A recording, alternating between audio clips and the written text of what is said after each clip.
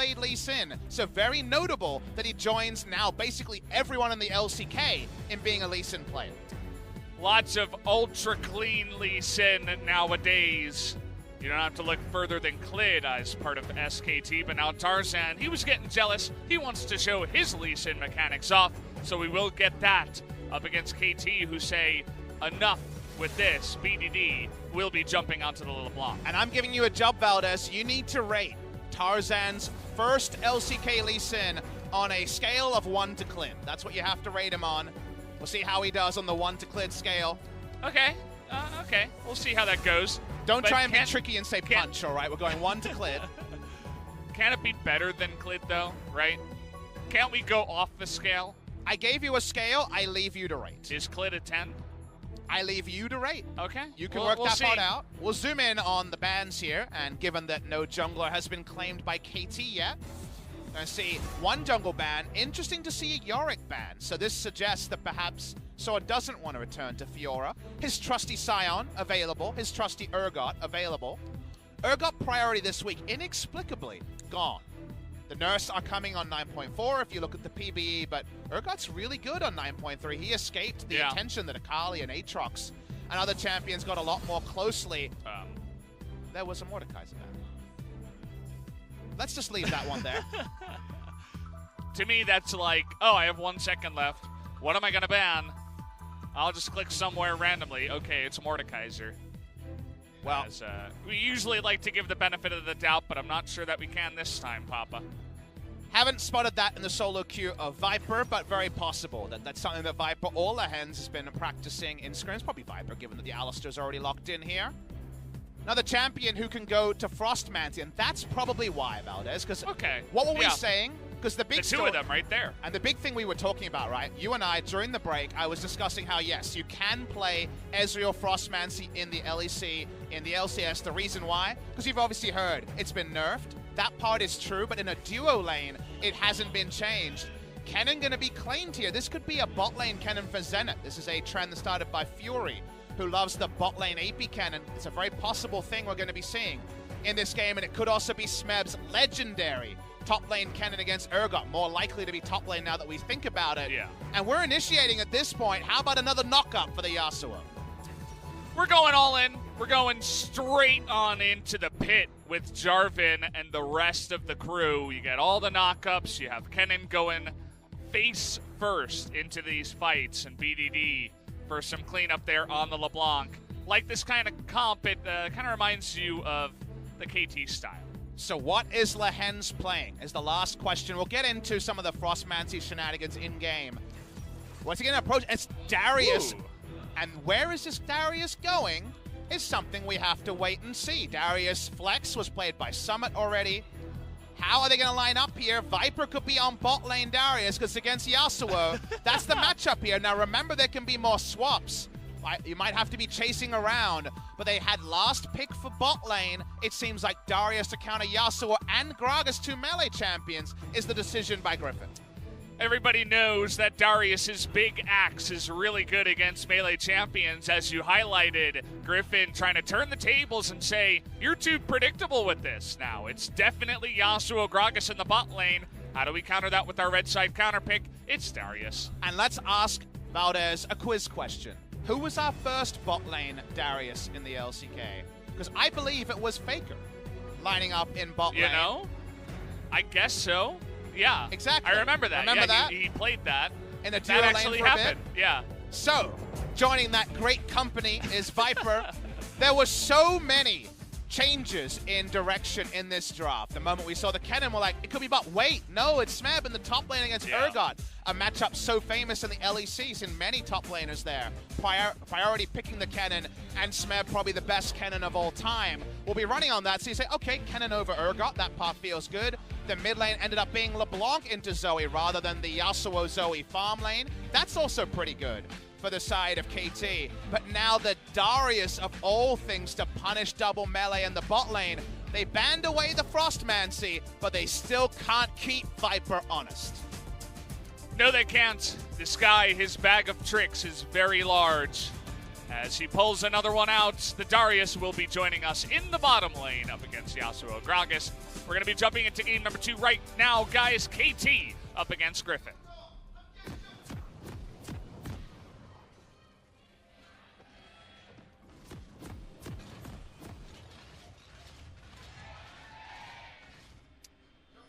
The Griffin chance, understandably very large as, well, this is something you can do in the top lane too. Smeb, though, is going to Lightning Rush into the brush.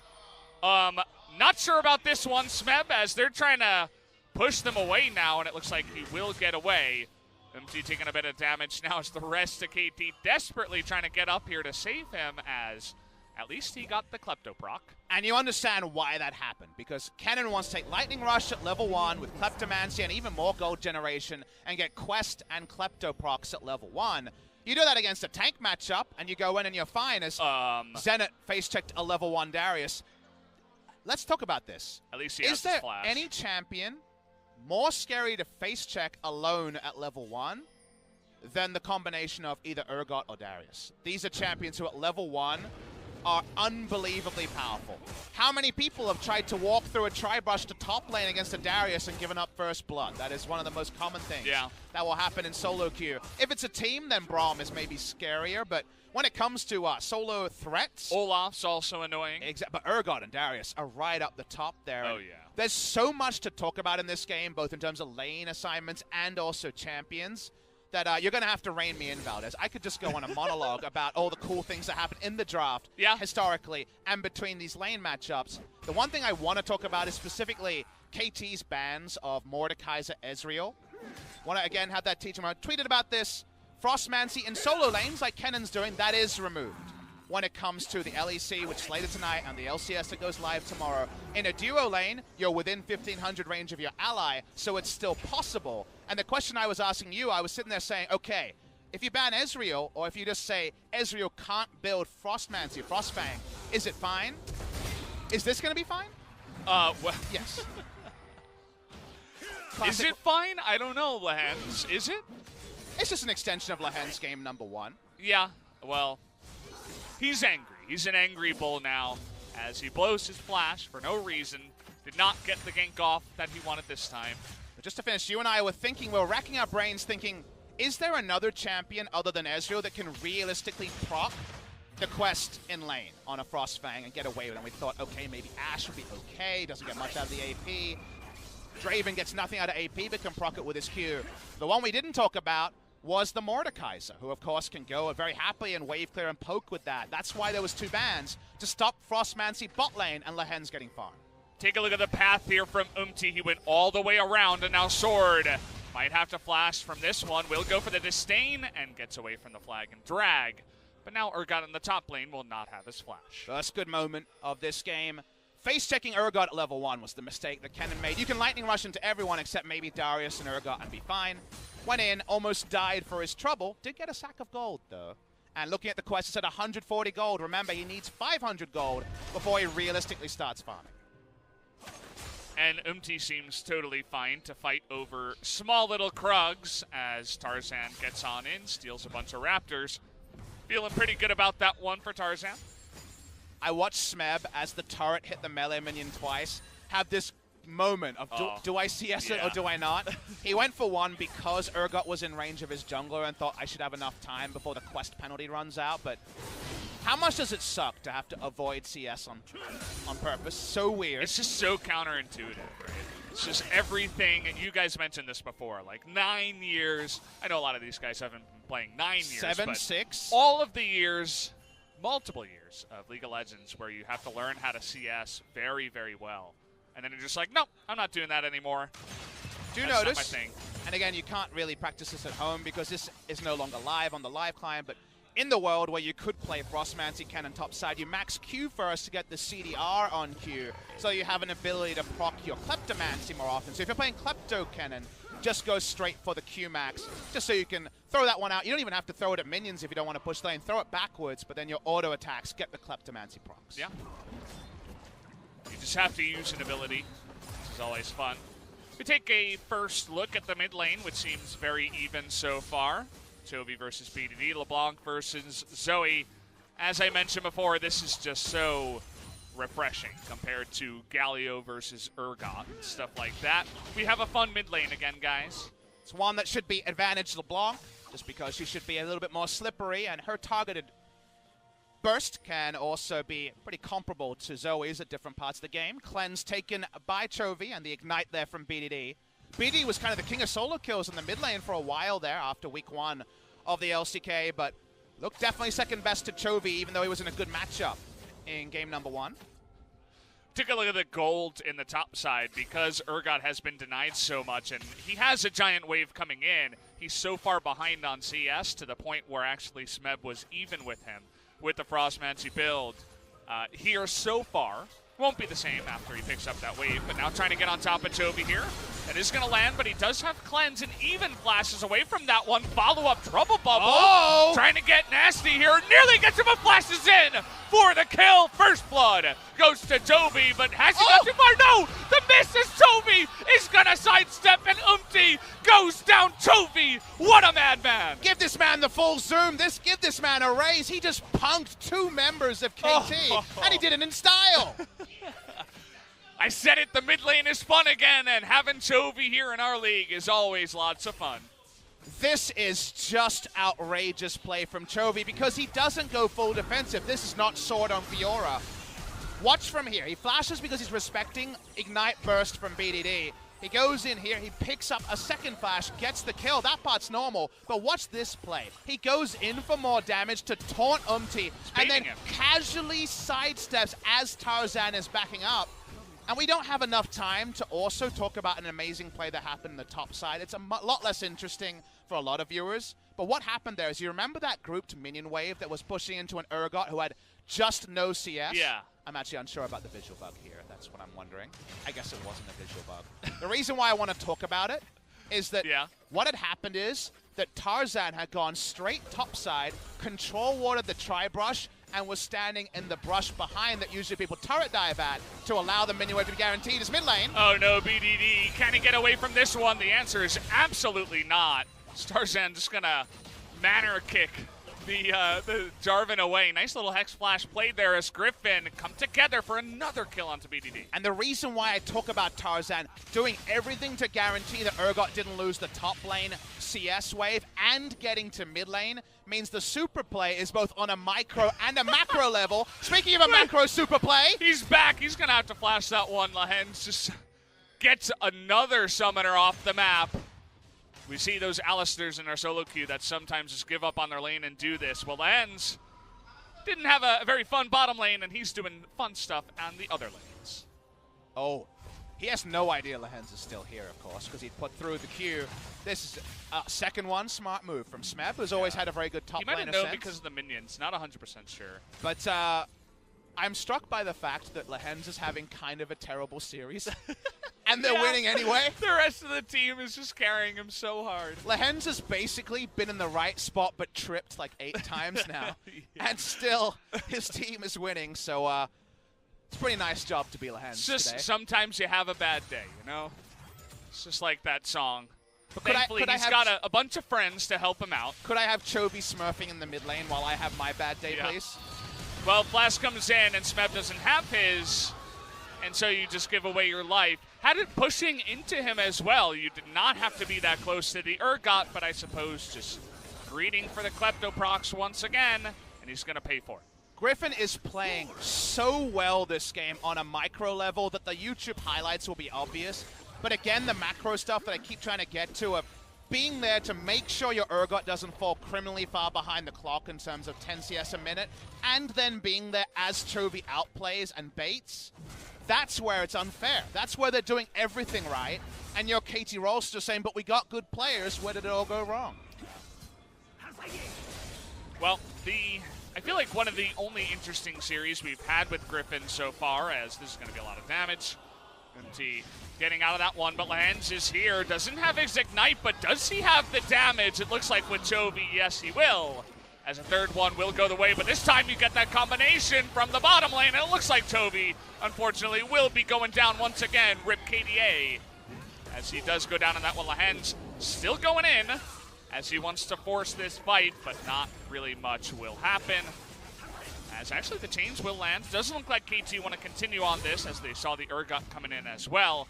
And that will be the end of that one.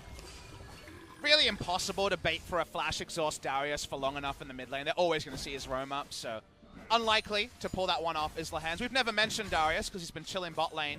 He was holding a pretty big CS lead for a while, but we've of course seen the misadventures of Lahens on the top side, which meant Darius has lost out on some minions. Speaking of minions, the quest is not there yet for Smeb, so he is farming with penalty. So Zenit fighting here because he does have the Gragas coming in. Exhaust is going to be used. He's going for the kill, but this time around, Snowflower is going to be there in time. No cask for Snowflower as well, which means that in the end, actually a winning trade here for the side of KT. Although, actually, at the end, both of them do use both of their summoners, so pretty even at the end. It was really greedy by Viper to walk up there. Yeah. The flash was fine because he was trying to flash ult. It didn't happen. Here's the replay, and it's all about Chovy having already a Lost Chapter and Sorcerer's Shoes when he should only have one of those two items. And that's why he does so much damage. Nice roam timing for Lahens. In the picture-in-picture, trying to see if we missed anything. No one's dead. We missed so many things yesterday. I know. Chovy finally dies to ruin his KDA. People around the world happy or sad, depending on how you feel about Zoe. But just no way to bait for Darius, and the roam up was very opportunistic but unrealistic from Viper. Lots of mid laners having their KDA ruined today as BDD. Rough game one, rough start to game two. Lots of deaths so far. And he was in 4th place in the KDA before this series, so it's always unfortunate when you do go up against Griffin. Good news, penalty is removed from the cannon, so finally can start farming more normally. Play some League of Legends, you mean? He's been able to put the enemy top laner quite far behind the clock, so decent stuff, even if not fantastic. Chovy's getting turret plates in a tricky matchup for the Zoe, so nicely done from him. Omchi trying to join topside. We know that Sword has no flash after the summoner spells have been mixed around. Tarzan is on the top side of the map. Looks like he may want to help out in the mid lane as they're just bullying BDD at this point. Not going to try for a kill just yet. As well, I spoke too soon. It's Tarzan nearby. Not quite going to get that one super close, but BDD is able to dash away. But the rest of Griffin on in here. We got a one-on-one up on the top side. And uh-oh, Smeb. Looks like you went a little bit too close to the sun. Can that stopwatch stop the ultimate? It will, but it will not stop his death, as Sword will pick up a solo kill on the top side. No escape plan for Smeb. Even his trusty cannon, by far his most successful pick in history before today. 27 games, 22-5, 82% win rate. This guy has created so many montages of teleport flanks. Seems like it might not matter today, getting solo killed in lane by Sword. Now let's talking about how Sword is the player who often is the one you can pick on the side of Griffin. That's what they went with the late cannon rotation here to change up the lane assignments, but unfortunately, nothing doing for Smeb this time. Kingen was the one there for that victory last time. Kingen might be out there next time as well. Yeah, definitely some sad feels for KT fans, for longtime Smeb fans. For LCK like fans, right? Yeah. Smeb is one of the most famous names in the history of Korean League of Legends, and just watch the timer here. The back time is actually fully taken by the Jarvan. And let's just see how this all started. Sword walks in, ghosts, and Smeb has no way to deal with it. Yeah. Just gets too low on that one.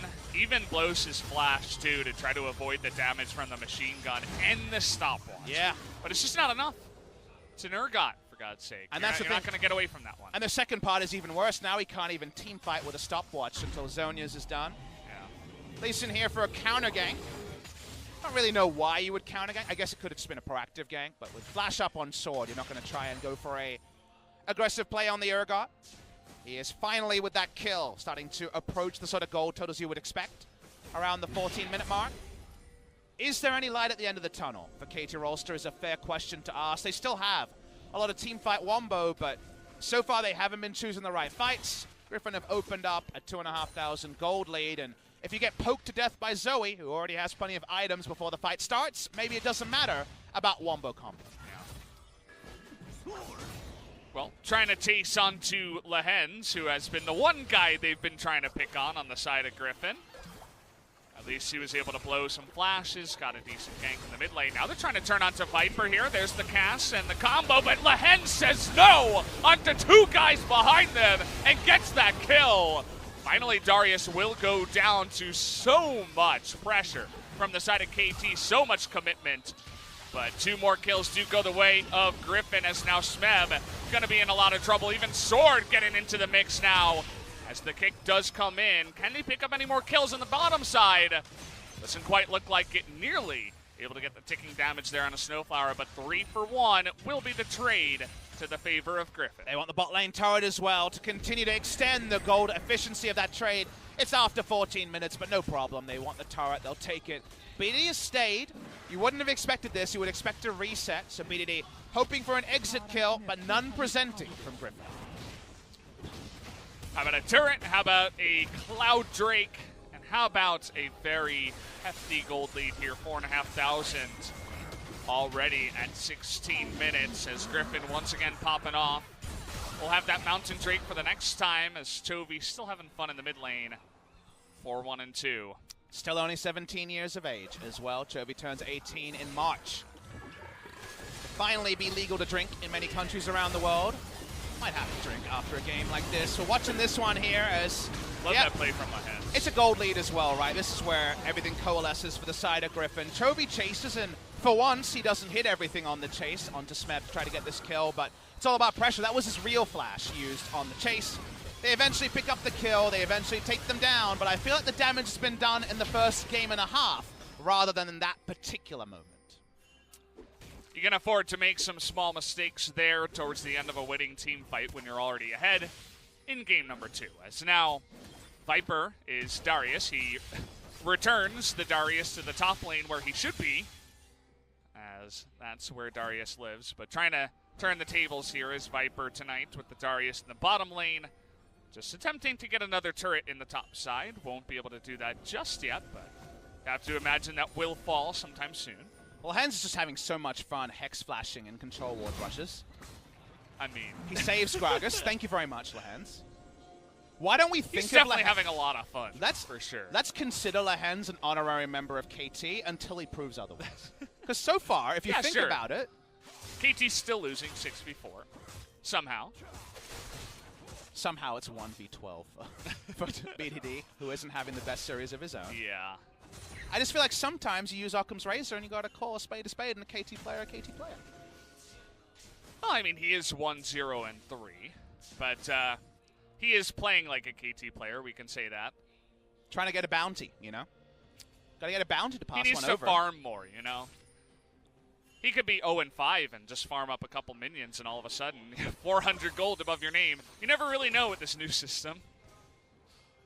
Well, Griffin shadowing their members here. Umti, remember, doesn't have a lot of experience because nothing much has gone the way of KT, so any sort of dive onto Chovy with Ignite up is a scary proposition.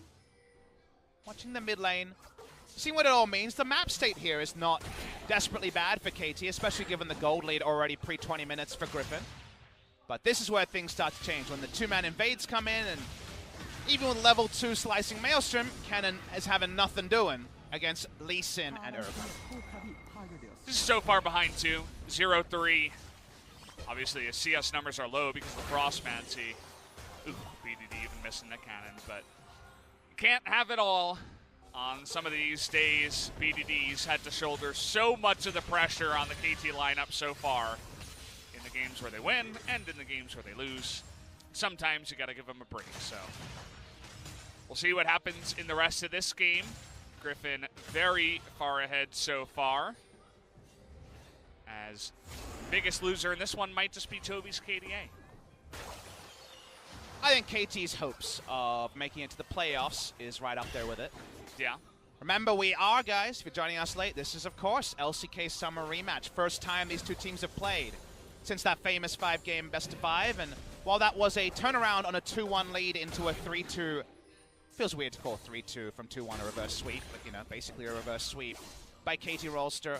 Only Smeb is still there from that particular day. Score not playing today in this game. And we talked about how the expectation for this series was KT's best hope is making us actually talk about that narrative and not talk about it as a false one. Snowflower almost loses his entire health bar, and here we go. Looks like he might here as Tarzan. Well, those aren't the mechanics you were looking for, as maybe he will go down. No, Chovy gonna eventually save him, but he will eventually go down as Chovy looking for more kills on the backside. The rest of KT start the Yakety Sax as the rest of them are just on the opposite side. Nice try on that Trouble Bubble. Really looking for the angle as Chovy pulling out his protractor, getting the geometry going. Viper gonna pick up the kill as it's just a fiesta here as the game moves along as Griffin pick up 3 more kills. Nice flank from Lehens as well, alley-ooping into the Darius for his dunk to take him down. The dunk mastering is being done on a team level. Viper actually has a Raptor Cloak, that's an item in his inventory here. Is Zerat Portal coming out, I wonder? I mean, Griffin could probably build whatever item they want at this point, as Lehens is going to blow his flash. He's happy about that, though. He loves Hex Flash. He'll just use that for the rest of the game as BDD desperately trying to make a follow-up kill or damage or just some summoners on the Zoe happen, but it's not happening tonight. Exactly. This is a very much 2019 normalcy rather than an extension of the past. And it's why I made that big effort to separate the importance of legacies and the history when it comes to what 2019 meta represents balance-wise, and also where the power rankings are. New Blood Rising, Griffin, the epitome of the New Blood. Second split, but looking like overwhelming favorites. We zoom out as Kennen's in trouble. Oh boy, Smeb, look at Sword's health. He's not going to lose a single tick as down will go the Kennen. He's found again, and now it's Sword. 1v5, trying to get on in there. Zenit going to be left to the Wolves. On the backside, left to the Griffins, you can call them, as another kill goes their way. At least KT got a dream. That's the best they could hope for. Game has gone to silly territory. It's 7,000 gold lead already. They're going to walk up to Baron, and good luck, KT, finding a way to stop them. Yeah, well, you know, at least the 2 guys that went down are probably worth less gold than the full amount. 0 and 4 and 0 and 3 are the Kennen and the Yasuo now. Baron comes in here and BDD, the most desperate LeBlanc of all time, as now Umti in a bit of trouble here. Wanted to go for the steal as See You Later going to be pulled in there by the Darius. As now they're just looking for more kills. The damage comes in, and Viper, he's just kill stealing at this point. I mean, you'll take it if you're the Darius, what you're all about, and damn was I a fan of the alley-oop. They was scooped 800 units there with the flip into the apprehend. Yeah. And you know what happens when the long arms, the law from Griffin come out? You are found guilty, and you go straight to the death chamber. They turn on a Baron, they'll get the purple worm, they'll get the 2-0, and Griffin is just another day on the Rift. Another day at work, as nobody really can come close to this team outside of Sandbox, who is at least able to take 1 win in a game. But nobody has taken the series just yet. Griffin say hello and laugh at their chance of going for this streak. Yeah, it's just not much to say, Valdez. It's just no analysis on that one, Papa? No, it's what we call a gold lead. Don't need anything else. You can watch it on the screen and see it. It's all about money in this world. Lehens plays this really well because he has a lot of options to choose a target, and he chooses the enemy smite. Enemy smite goes down, the apprehend amusing, the dunk there, frightening. As Tarzan, what is going on with you tonight, man? He's just really having fun, and will he go down to the Ignite? The answer is absolutely no. The rest of Griffin just want to get the kills. Umti looking for the Lee Sin. Desperately, he wants to get a kill, but he will not be granted it, as he will go down now to Chovy. 3 more kills gifted to the side of Griffin, as KT have all but given up here. No real chance for them to pick up this win. Almost found Smeb for another exit frag, and feels like frag's the right term to call it rather than kill, as the numbers are getting massive in this particular one. Bit of a fiesta here, but only on the side of KT. Controlled aggression from Griffin. This is what happens when they get going faster in the early game. They didn't even pick for the lanes, but things went their way. The inhibitor goes down, and we're just waiting on the win time from Griffin. Griffin just so far ahead of pretty much any other team here in the LCK, and they prove it once again tonight. It's Chovy, he's got 10 stacks on the Dark Seal. He's just having a ball. Just unhappy that he died the one time. Let's take a look at how Tarzan decides to go 1v3 this time. Now, on paper, you look at this and say, why is Tarzan doing that? But Valdez, look back and remember, for sure before this game, he said, CB Max, mate, I'm telling you, I can play Lee Sin. So he's trying to show the Lee Sin mechanics, and that's why things are a little bit wonky, a little bit disconnected from the rest of the team. They clean up because the gold lead isn't even worth talking about. But, yeah, it seems like the claim for relevance on that Tarzan Lee Sin pick is what they're shooting for. Yeah. Well, medallions built here for Chovy. Suppose that wasn't a surprise, especially he already has tons of damage, has a defensive item too. He's not going anywhere else in this game unless he ints a kill over to the side of KT. Doubt that will be happening. So a lot of sad numbers on the side of KT, as once again it's just another scoreboard that tells a bit of the story of KT. It's BDD at 3-3, the rest of his team 0-6, 0-4, 0-3. Nothing really going here for KT so far in spring. Griffin continue their victory landslide of LCK. When we have top teams, we always want to say, circle that calendar. They're playing X team today. Who is that team for Griffin? Is it just Sandbox in the second round robin and no other team has come close? I'm excited about the Hanwha Life game just because they ran them so close first time out, but this is not Griffin versus KT, LCK summer rematch. It's Griffin versus a bottom 5 team. Nameplate's off for KT. Nameplate's definitely on for Griffin. Well, just looking to end this game here. I'm sure they want to get some more kills, no doubt, as Umti, he flashes away, but he runs onto a trouble bubble as Smev, unfortunately, does 0 damage, and the rest of it is just going to go in the death chamber. Can they get all 5? The answer will be no for now, as they're looking for Snowflower. He's the only one to survive on the last fight of this one. A very sad and one-sided one here up against KT, but Griffin going to be happy to pick up yet another win here in the LCK Spring. We say it for a reason, Valdez. Griffin enter every series they play expecting a 2-0 victory and being surprised by anything else. Surprised by Sandbox, wonderful performance by them last time out, but this is the normalcy that has reigned the LCK. They have dropped 1 game in 7 best-of-3s, and they seemed pretty annoyed by that fact. CV Max getting in there, whispering the secrets of Griffin into Sword's ear, giving him the thumbs up there as well, saying he played it very well. He had a fantastic game up against the Kennen, made it look very easy up against that guy. Handshakes all around, as now Griffin are 7-0 in series, going in opposite parity to Jinair now, as nobody has been able to take a series from them. And I doubt that the last 2 teams left here in the first round of LCK Spring will be up to snuff. They've got a Freaka Gen G, both of which looked pretty abysmal this week, so hard to see Griffin going anything other than 9-0, and all that trash talk about 18-0, remember that was done by the opponents. They were the ones saying, I think they could go 18-0 based on scrim results. Sometimes scrim results you throw over your shoulder like salt and say, don't know about that. With this particular one, it's looking increasingly likely. No sighting of Score today. He was the story last time KT Rolster played Griffin. The story today is the winds of change in the LCK. They're breezy, Valdez. They're really breezy.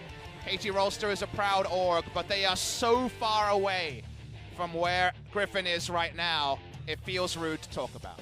Yeah, and Riot Korea not holding back either. The full zoom onto Smeb. We talked about the sad feels for longtime LCK fans, longtime KT fans. He comes back into the lineup and just kind of drops the ball once again, especially in game number 2, not able to make his signature Kennen work. In yet another game, his Rumble didn't work, his Kennen did not work. What is working on the side of KT? It's really only BDD once again, and even he, up against Griffin tonight, couldn't have too much of a game either. But it's a punishing season to fans, Valdez. If you're a long-term fan, you have to feel feels when you see one of the greatest superstars of Korean League of Legends close to tears, not knowing what to do. He looked so far off the pace against Sword, the one player people fancy when it comes to a lane matchup against Griffin. And what a punishing year it is to the people who stuck around and seen some of these personalities grow. Some of them are gone. Gone is Prey, gone is Bang. Some of them are suffering. Score wasn't even playing in this series, and we don't know exactly why that is, but you know, as a big fan of players like Smeb in the past and the history of this league, You got to say the people that showed up and like, I like this Griffin team, they'll be my favorites, are feeling a lot happier right now than the people who have seen the genesis of the stars, because every time we reference stars this season, we're talking about those stars going one way, and that's straight down. Yeah, and it happened so fast, too. I mean, it was happening a bit in the end of summer, right? SKT didn't have the best performances there. They changed their lineup. Now they're looking a bit better.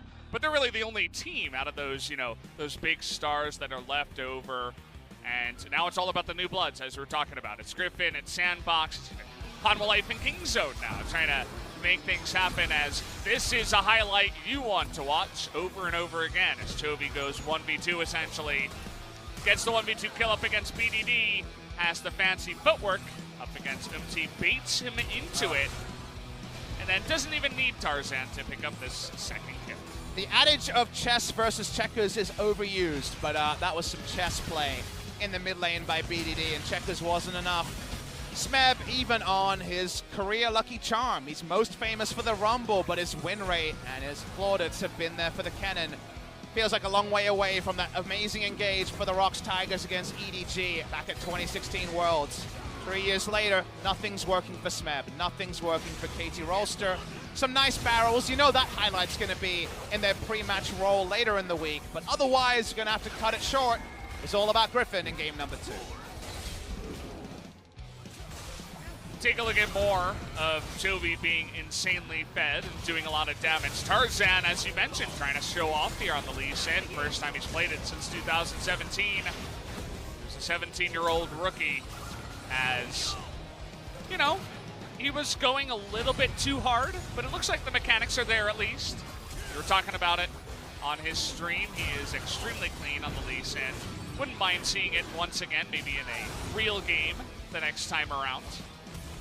Not too many real games when Griffin plays, so he definitely can try some stuff out. We had Orin, we had Elise support, we had Lehens playing for KT for half a game. It didn't matter. Yeah. Everything was fine, and we just closed it out here at the final moments of the game.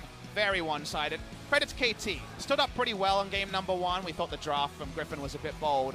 Game number 2, a different proposition. This is the Griffin that people talk about in hushed tones around the world. Already start thinking about things like MSI when you see games like this. Well, you'd have to imagine they are the absolute favorites to go over to MSI here, but yeah, it's a lot of damage there on the side of Chovy and nothing much doing on the side of KT. It's kind of what we were saying at the end of game 1, where looks a little bit close between a better team and a not as good team in game 1, but then generally, if the better team wins, game 2 is even more one-sided, and that's exactly what we got here for game number 2. It was a one-way street for the Gold Graph. Griffin pick up another win. Always have your fun with the KT Rolster name, the roller coaster, but not much of a roller coaster. It's a sheer drop, really, right? That's the season, right? Usually the KT fans know that disappointment and excitement will always follow each other. Yeah. It just feels like disappointment. It just feels like a one-way trip, and we don't know how far down these trips goes. It kind of feels like Sandbox are already almost mathematically eliminated from relegations. They would have been the favorites preseason. Someone has to join Jin Air. And you look at the teams and you say, the 3 favorites, Gen G, Afrika, KT Rolster. Yeah. What are those 3 teams? Yeah. The 3 teams that went to Worlds last year. It seems like Tells almost guaranteed one of them's going to relegations. Yeah. We had an idea about Jin Air, that they weren't going to be doing very well here in 2019, but we didn't quite expect these 3 other teams to be doing this poorly. But the results speak for themselves. I mean, KT lost to Gen G. They went against Afrika, but Afrika's, you know, they're playing support Jarvan. Is that really League of Legends at this point? As, Chovy picks up 2 MVPs tonight. That makes a lot of sense. Can't really argue with this replay. Unbelievable play here. You win the MVP for plays like this. Beautiful stuff from him, looking for a season MVP, but having a lot of allies stealing votes from him. So, because of how the votes work in Korea, he actually does have some things working against him, but good news, a lot of game wins to potentially win that MVP in. Tarzan misses the cube, but gets to watch Jarvan just die to Zoe. Probably pretty good kill distribution if you think about it. Lee Sin doesn't need that one. He'll call it calculated. I'll call that one a whoopsie. But you're allowed little whoopsies if you're Griffin. Nice performance from them, and now that all that's left is to talk to the players and then to queue up the standard hour-plus break for Griffin. It's going to be a long one, guys, but first we are going to talk to Chovy, who did pick up 2 MVPs. Always a very cute kid to talk to in the MVP, so excited to see what he has to say about this one. I'm going to hand it over to Jisung for the translation. Take it away. Thank you very much, guys. Today we're going to be by Chovy from Griffin. We're going to be having a solo interview with him. Congratulations on your win and MVP. You're the solo MVP today. So you're on tie with Cleed for the first place. How do you feel?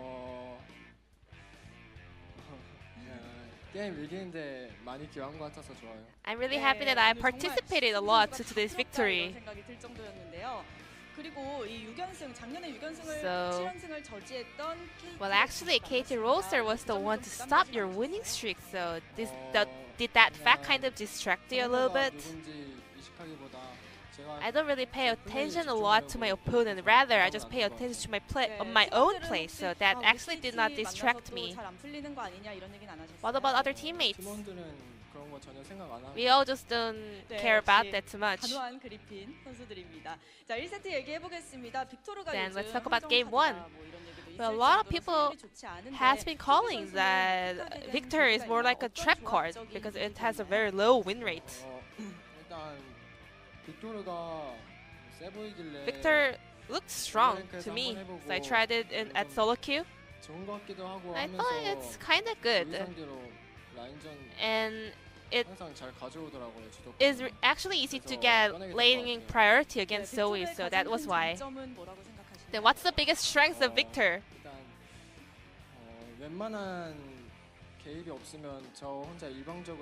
Well, if there's any special ganks, it is easy for me to kind of push the opponent out of the lane. Then you guys also tried the Frostmancy Ezreal on bot lane. What kind of strategy was that? Well, bot duos, they always come with some new ideas and good picks. So I guess, well, that was one of the good picks, but actually they weren't able to pull that off. So maybe they can show some better results next time. As you mentioned, they actually had some hard times in the early game. So what did you have in mind to kind of solve the problem as a mid laner?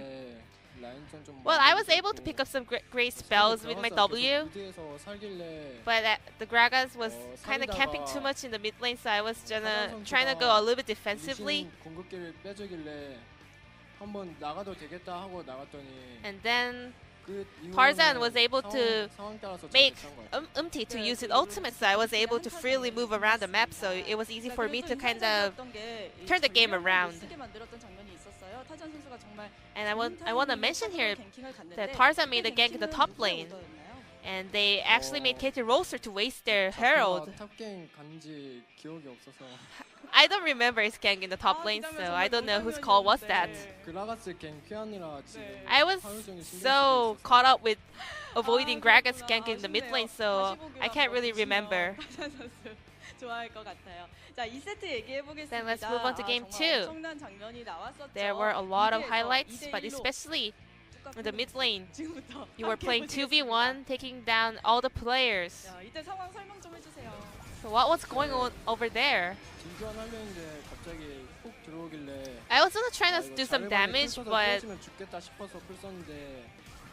I actually thought that if Servan make an EQ flash on me, I was close to dying, but I was lucky to dodge that and finish him as well.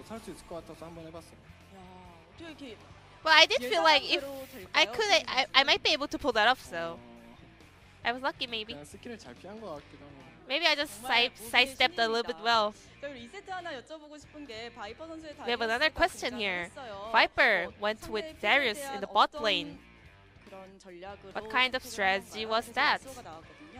Because then it kind of insisted on Yasuo. We wanted to get some laning priority against Yasuo, so Viper is the one who's asked for the bot Darius. How do you What are your thoughts about the Darius versus Yasuo matchup? Well, during my laning phase, I went to the Viper's stats and he had a lot of CS advance, so yeah, I thought he was doing well. So we want to talk about your KDA over here. What is your goal to end your spring split in terms of KDA? Well, I don't really pay attention to KDAs. I just want victories. No matter how low my KDA is, if you just win the games, it doesn't really matter to me. Don't you really feel like you want to secure your high KDA? Well, all the other players are also not interested in KDAs in Griffin. Is that only you or other players too? Maybe just me, I don't know. So, the last question would be, Akali, it got a huge nerf. It's really hard to play currently. I think they're just telling us don't play Akali in professional games. And Jovi, we caught you on camera that you while you were drinking water. Well, I was a little bit mad that I lost in the laning phase, so was that a tear coming out their mouth? Maybe. So the first round robin is about to end. Is there any last message?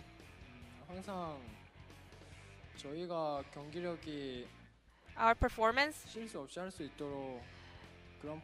Well, our goal about our performance is to make a game without any mistakes. So I want to keep that and always want to execute that in every game. So this will be the end of the interview with Chovy from Griffin. Thank you. Thank you, Ji-san, as always, for the wonderful translation. I love that they still have the hearts on the mics, as it is Valentine's week, I suppose, here at the LCK. Nothing but love for Chovy. I saw that Mina Kim was definitely enjoying that. The cute Chovy interviews are always fun to watch. But he's like, yeah, I saw the kill. I went for it. Simple as that. As it's hard to explain how good really Chovy is, and it seems like even he can't do it himself. It's hard to hype opponents against Griffin as well, with how good Griffin is. It's tricky, Valdez. I find it hard because I think teams have to earn the right to be hyped when it comes to Griffin. Usually we don't have a team like this. Kingzone was similar a year ago. Again, we refer to SKT 2015 summer. And that was my first season casting at LCK. So this is the most recent. That was my first season.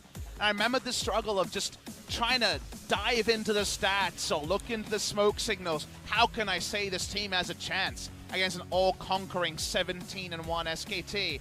And often they didn't. And even though KT Rolster had that beautiful story of never being beaten by Griffin, you just knew it didn't matter. This is the year where nothing matters about the past. KT, Genji, and Afrika are the closest to relegations next to Jin Air. They represented Korea on the world stage as the three best teams. Times change fast, but hopefully the next hour will pass fast so we can cast again. Yeah, so guys, we are going to take that 1 hour break. Does say a lot about Korea, as Korea is changing so much nowadays. Griffin and